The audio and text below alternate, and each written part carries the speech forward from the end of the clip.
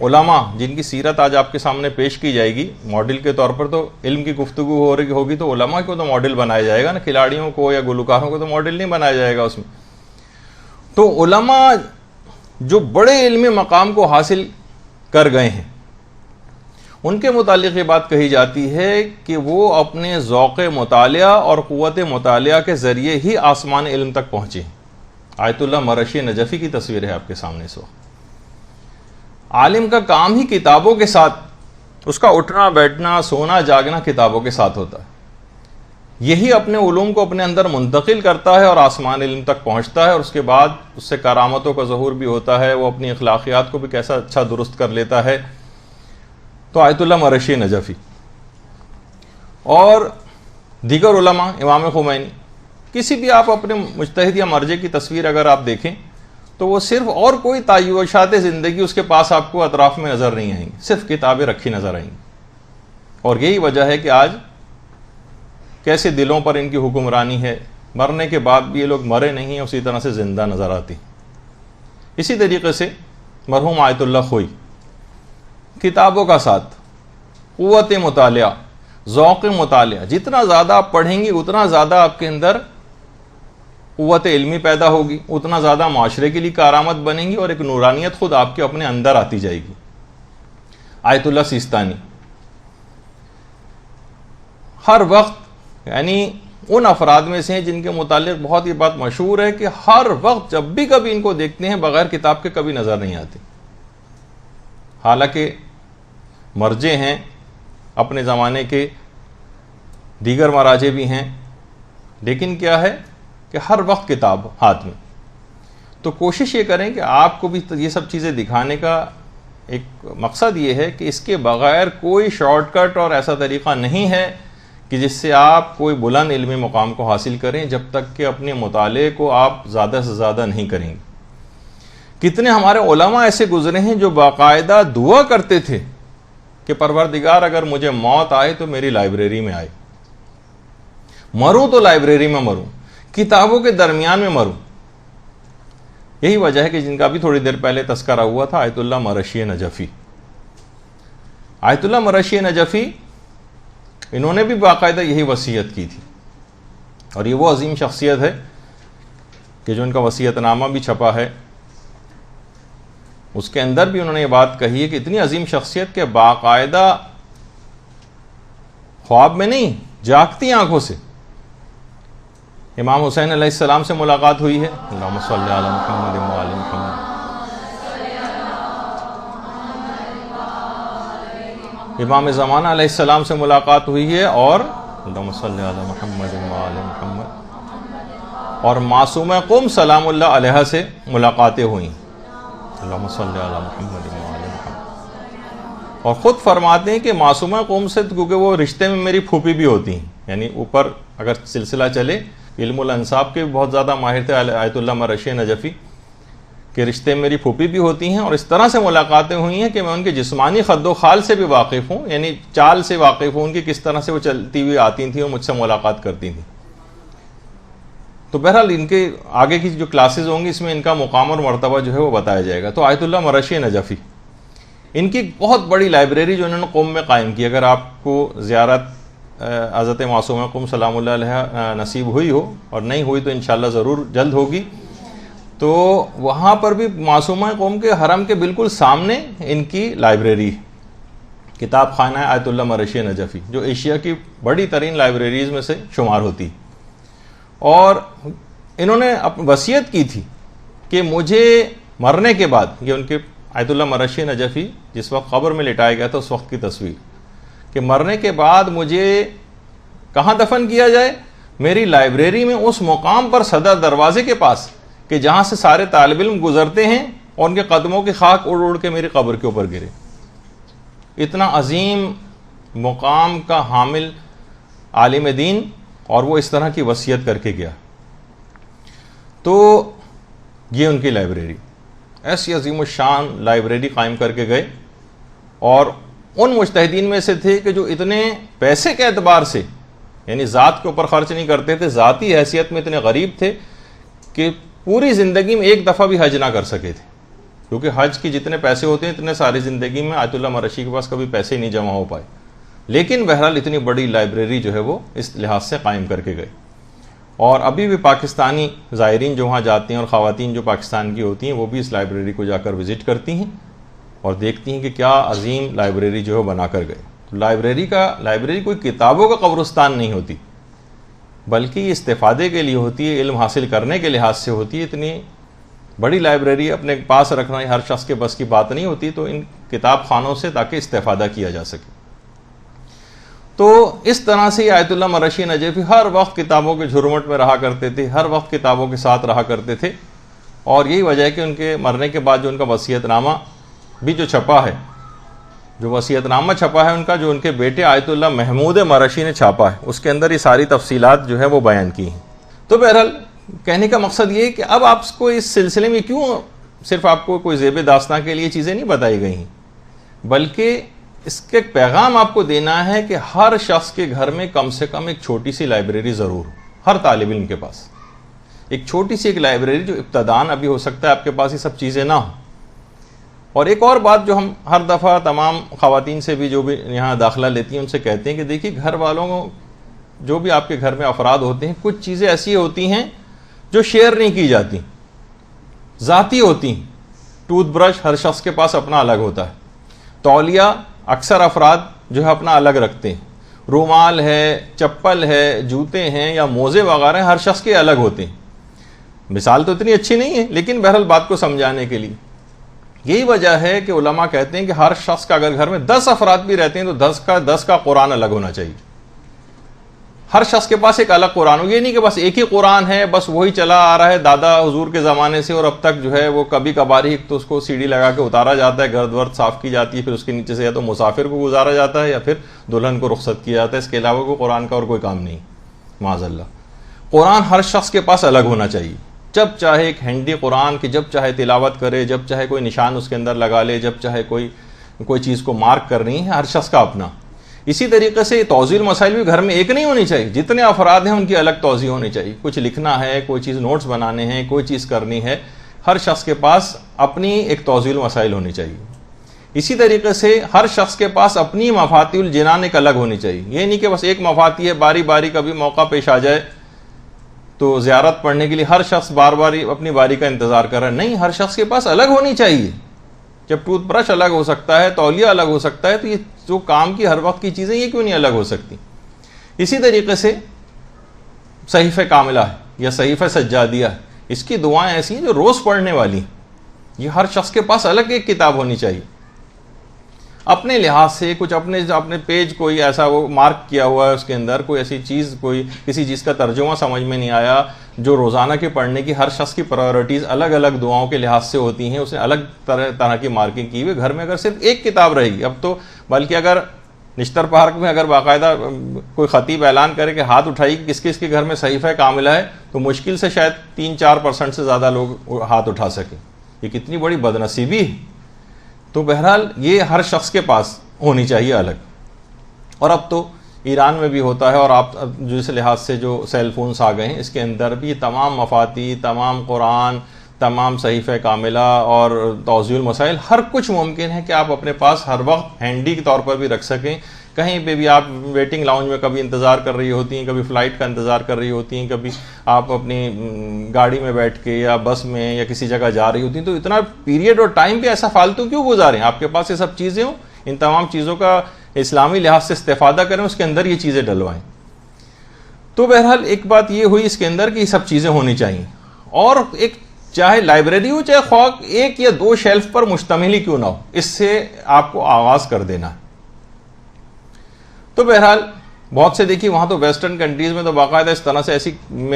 کرسیاں تک اور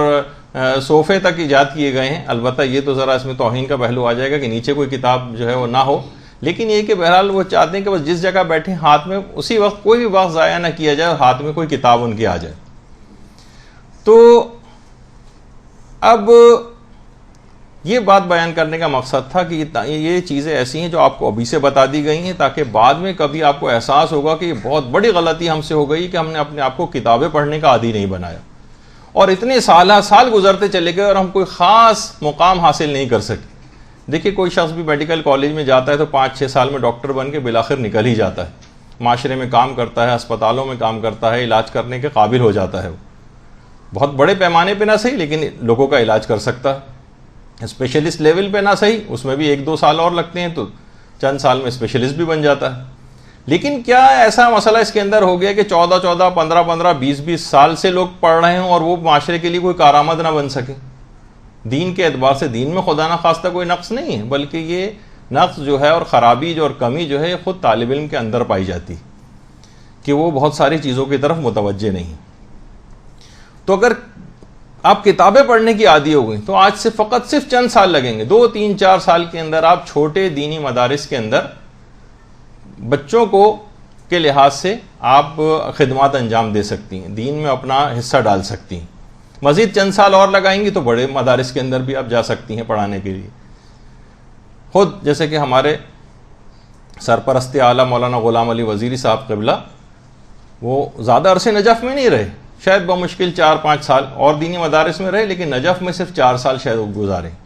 لیکن کیا ہے کہ بھرپور طریقے سے مولانا، کبھی آپ کی بھی کلاسز لیں گے تو اپنی کبھی وہ ایکسپیرینسز آپ کو بتائیں گے تو آپ حیران ہوں گی کہ کس طرح سے ان 4 سالوں کو انہوں نے کشید کیا اور ایک ایک لمحے سے فائدہ اٹھایا، کہ بعض اوقات بہت سے علماء حیران بھی ہوتے ہیں کہ مولانا کی عربی اس طرح کی ہے کہ جناب وہ سائیکل کے اندر جہاں ہوا بھری جاتی ہے اس کے اندر جو وہ اسکرو ٹائپ کی چیز لگتی ہے اس کو بھی عربی میں کیا کہتے ہیں یہ بھی ان کو پتہ ہے۔ تو کہتے تھے میں اسی طرح سے بولنی نہیں بھی آتی تھی تو میں جا کے عربوں سے بولتا تھا، وہ میرے عربی بولنے پر ہنستے تھے لیکن میں شرماتا نہیں تھا، اور بالآخر اسی طریقے سے عربی سیکھ لی کہ آج جنت البقیع میں کبھی جا کر وہاں گفتگو کرتے ہیں لوگوں سے عربوں سے تو وہ ماننے کو تیار نہیں ہوتے کہ آپ عرب نہیں۔ تو اس ٹائم اور وقت کا صحیح طور پر اگر یوٹیلائزیشن کر لیا جائے تو اس سلسلے میں ایک اور بات کی اہمیت یوں بھی ہے کہ معاشرے میں دیکھیے جب تک آپ رائج نہیں کریں گے اس چیز کو، آپ کتابوں کے تحفے لوگوں کو دیں، خود بھی کتابوں کے تحفے قبول کریں۔ مثلا آپ کو پتہ ہے آپ کی کوئی پوزیشن آئی ہے، آپ رشتہ دار خواتین آئیں گی، آپ کو کوئی کپڑے لے کر آئیں گی، پرس لے کر آئیں گی، فلاں، آپ کہیں گے بھائی کچھ دینی ہے تو کتابیں دے دیں مجھے تحفے میں، فرینکلی بھی بعض اوقات کہہ دیں۔ کسی کے گھر جائیں، آپ رشتہ دار ہو کچھ ہو، آپ جا کے پوچھیں آپ کے گھر میں کتابیں کیوں نہیں نظر آ رہی، اور ذرا سا بھی اگر کوئی قریبی دوست ہے آپ کا، آپ اس سے بھی پوچھ سکتی ہیں کہ آپ کی آج کل آپ کون سی کتابیں زیر مطالعہ ہیں، آپ کی کوئی نئی کتاب آپ نے کون سی خریدی ہے اس مہینے، اور زیادہ بے تکلفی ہے تو آپ یہ بھی کہہ سکتے ہیں کہ آپ کو ڈاکٹروں نے کتابوں سے پرہیز بتایا ہے، یہ بھی آپ لوگوں سے کہہ سکتی ہیں۔ پیسوں کے جو پیسے ہیں وہ کپڑوں کے اوپر جو ہے وہ کتنے زیادہ خرچ کیے جاتے ہیں، لیکن کتابیں خریدنے پر ہم دیکھتے ہیں کہ بس ایک کوئی کتاب لے آئے تو پورا گھر بس وہی پڑھے گا، کوئی بھی اپنی جیسے توضیح المسائل یا قرآن یا صحیفہ کاملہ تک الگ نہیں خریدے گا، یعنی ساری کفایت شاری سلسلے میں ہوگی۔ تو بہرحال یہ بات بھی کہی جاتی ہے کہ جو بھی کتابوں پہ جن کا بک بیلنس زیادہ ہوتا ہے ان کا بینک بیلنس کم ہوتا ہے، ایک محاورے کے طور پر بھی یہ بات مشہور ہے، اور علماء یہ بھی کہتے ہیں کہ کتابوں کا ہمیشہ کرنٹ اکاؤنٹ کھولنا چاہیے، سیونگ اکاؤنٹ نہیں کھولنا چاہیے۔ صرف یہ نہ ہو کہ کتابیں اکٹھی کرتی چلی جائیں، یہ بھی ایک بیماری لگ جاتی ہے لوگوں، بس یہ کتابیں ڈمپ ہوتی چلی جا رہی ہیں، شیلف کے اندر بھرتی چلی جا رہی ہیں، ایک لائبریری کے اندر تبدیل ہو رہا ہے کمرہ، لیکن کیا ہے کہ اس کو پڑھ ویسا نہیں رہے، دیمک لگ جائے گی ان کتابوں میں، ان کا کوئی فائدہ نہیں۔ باقاعدہ ایسے علماء ہمارے گزرے ہیں، ایک عالم گزرے شیخ ابو علی بغداد میں، ان کا تذکرہ میں کسی کتاب کے اندر پڑھ رہا تھا، ایک دفعہ ان کا صندوق کتابوں کا جل گیا تھا، اتنا غمگین ہوئے، شدت غم سے کئی دنوں تک ایسے نڈھال رہے کہ بغداد میں دیگر علماء اور طالب علم ان سے کتنے ہی دن تک تعزیت کے لیے آتے رہے، کتابوں کی تعزیت، جو کتابیں جل گئی تھیں ان کو تسلی دینے کے لیے، ان کے ایک لحاظ سے جسے تعزیت کہا جائے اس کے لیے ان کے پاس آتے رہے۔ اور آج ہم دیکھتے ہیں کہ خدا نخواستہ اگر کسی شخص کا انتقال ہو جاتا ہے تو گھر میں سے کباڑ سمجھ کے جو سب سے پہلی چیز پھینکی جاتی ہے وہ کتابیں، مدرسے میں لا کر لوگ پھینک کے جاتے ہیں یہاں پر، کہ دیکھیے پھر ہم دیکھتے ہیں اس میں کون سی کارآمد کتابیں ہیں جو ہمارے پاس نہیں ہوتی ہیں، خود رکھ لیتے ہیں، اور کسی اور عالم کے پاس ورنہ جو ضرورت سے زائد ہوتی ہے تو وہاں پر دے دی جاتی، یعنی کتابوں کو کباڑ سمجھ کے، جبکہ روایات میں ابھی سر وسیم امام اس کے بعد اگلی کلاس لیں گے تو آپ کو وہ تفصیل سے بتائیں گے کہ اس کی کتنی اہمیت ہے کہ اپنے پیچھے کتابیں چھوڑ کر جانے کی، تاکہ لوگ ان سے بعد میں بھی استفادہ کریں۔ اتنی مشکل سے لائبریریز بنتی ہیں، اتنی مشکل سے کتابوں کا کلیکشن جمع ہوتا ہے، لیکن سوچتے ہیں کہ شاید سب سے فضول چیز یہ کتابیں ہیں جو مرنے کے فوراً بعد نکال کے پھینکی جاتی ہیں۔ تو دیکھیے اس زمانے میں اور اس زمانے میں کیا فرق رہا. اندلس کو جب برباد کیا گیا تھا تو 10 لاکھ کتابیں غرناطہ کے عوام کے گھروں سے نکالی گئی تھیں اور مسلسل 10 روز تک جلائی گئی تھیں. 10 روز تک کتابیں، 10 لاکھ کتابیں غرناطہ میں اس طرح سے جلائی گئیں. ہمارے جتنے بوڑھے افراد ہیں، بجائے اس کے کہ شروع سے کیونکہ ان کو اس میں کوئی رغبت نہیں ہوتی، کتابیں اس وقت بھی نہیں پڑھتے، تو بڑھاپے میں اب آ کے کیا پڑھیں گے. تو ریٹائرمنٹ کے بعد عام طور پر جو بوڑھے افراد ہیں وہ بس جناب اسی طریقے سے یا تو ٹی وی دیکھ لیا ہے، کسی جگہ لوٹ لگا لی انہوں نے، یا مسئلہ نہیں ہے کہ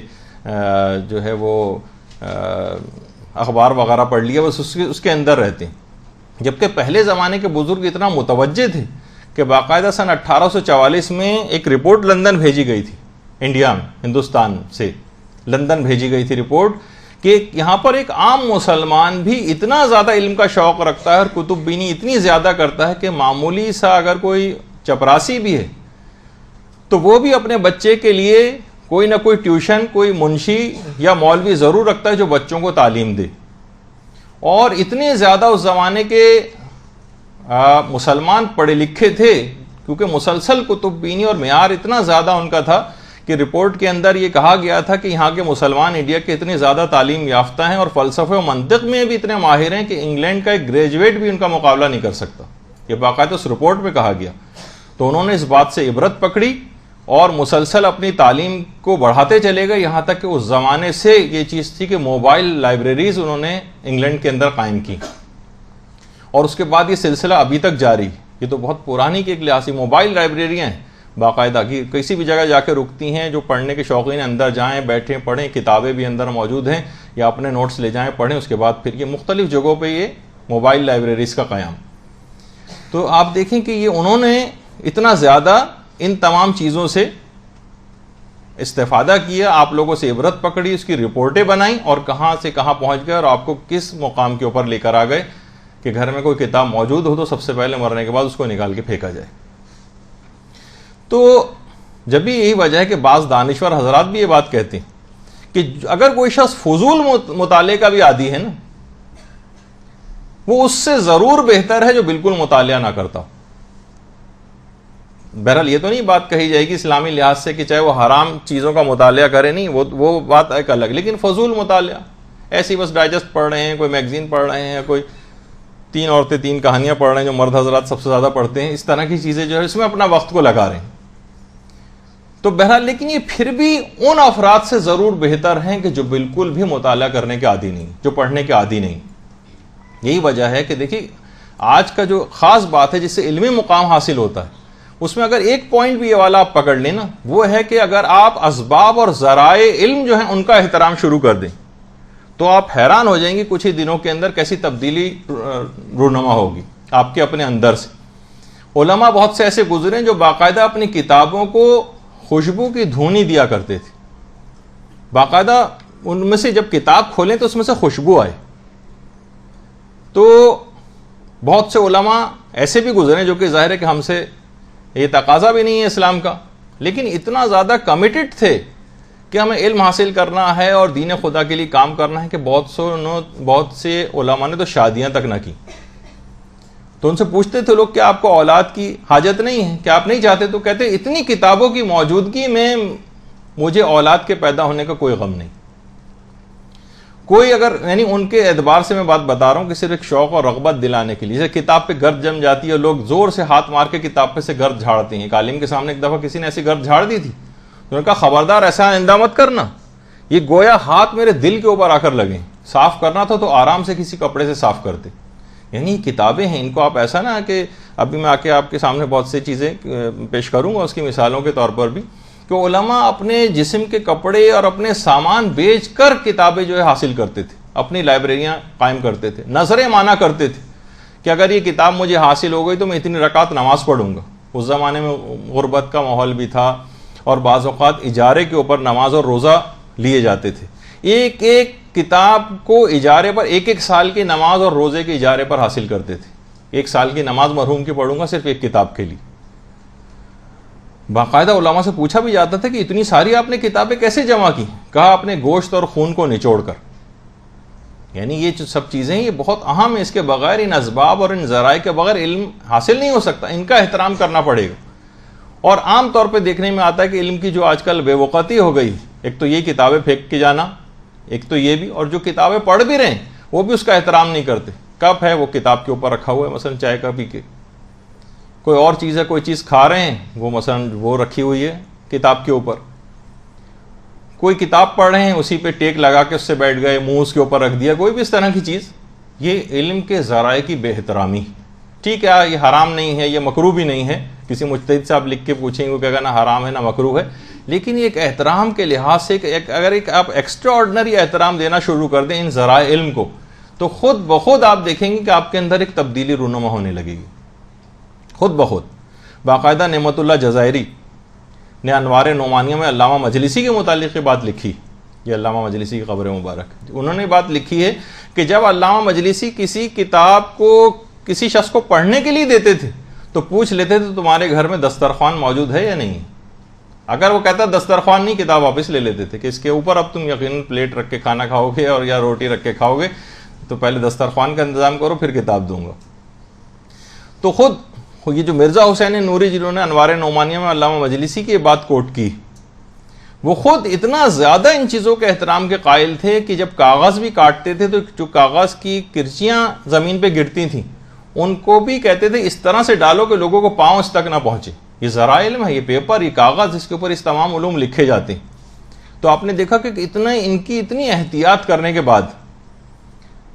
پھر یہ اتنے بڑے علمی مقام کو ان لوگوں نے حاصل کیا، اور اتنا مطالعہ کرتے تھے علماء، اتنا مطالعہ کرتے تھے کہ علامہ میر حامد حسین لکھنوی جو انڈیا کے اتنے بڑے عالم دین کہ خود ایران اور عراق کے علماء تک ان کی علمیت کے قائل ہیں، وقات الانوار کے نام سے جو انہوں نے کتاب لکھی ہے، ان کے متعلق یہ ملتا ہے کہ اتنا مطالعہ کرتے تھے کہ بوڑھے جب بہت زیادہ ہو گئے تھے اور بیٹھ کر نہیں پڑھ سکتے تھے تو لیٹ کر پڑھتے تھے، اور لیٹ کر سینے کے اوپر کتاب رکھ کے پڑھتے تھے کہ جب انتقال ہوا ہے تو سینے کی ہڈی کے اندر ایک گڑھا پڑ گیا تھا، جب غسل کے لیے ان کو لے کے گئے۔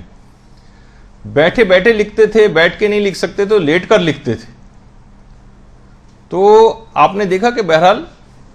آپ بھی جتنا اس موقع کو حاصل کر سکیں گے، جتنا کتابیں پڑھ سکیں گے، کیونکہ ورنہ یہ وقت ایسے ہی نکلتا ہوا چلا جائے گا۔ مقدر کا سکندر وہی بنے گا کہ جو بہرحال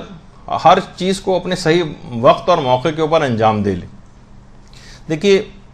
شادی شدہ خواتین جو یہاں پر آئی ہیں ماشاءاللہ بچوں والی، وہ بہت قابل مبارکباد ہیں کہ کتنے جھمیلوں سے اپنے آپ کو بچا کر یہاں پر لائیں،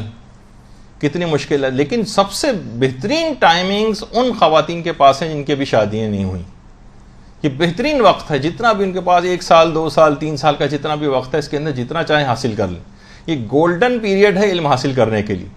پھر جب شادی ہو جائے گی تو پھر گھر میں جب معرکہ بدر و حنین ہوا کریں گے آپ کے، تو اس کے اندر پھر آپ کو بہت کم موقع مل سکے گا علم حاصل کرنے کا۔ پھر جو اس میں سے بھی نکل کر آ جائے گی تو ہم اسے بہت بڑے ہیروئن سمجھیں گے، تو بہرحال بہت مشکلات اس کے بعد شروع ہو جاتی ہیں۔ تو چند ماہ ہی صرف ابھی آپ علم حاصل کرتے ہوئے آگے بڑھیں گے تو آپ کو اپنے اندر ایک نورانیت سی محسوس ہونے لگے گی۔ کتابوں کے اندر سے یہ جو تعلیمات محمد و آل محمد علیہ السلام ہیں، اللہم صلی علی محمد و آل محمد،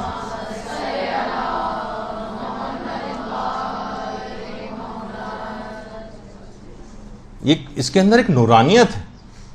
اور آپ یقین جانیے کہ وہ افراد کے جو کہ ابھی سے ہی کسی بلند علمی مقام کو حاصل کر لیتے ہیں وقت کے گزرنے کے ساتھ ساتھ، ان لوگوں کا بڑھاپا بہترین بڑھاپا گزرتا ہے بنسبت ان لوگوں کے جو علم کے طور پر آگے نہیں جاتے۔ تو یقین کیجئے کہ ان کا بڑھاپا بہت مایوس کن، کوئی ان کو لفٹ دینے کو تیار نہیں ہوتا، خاندان کے اوپر ایک بوجھ سا بن جاتے ہیں وہ افراد۔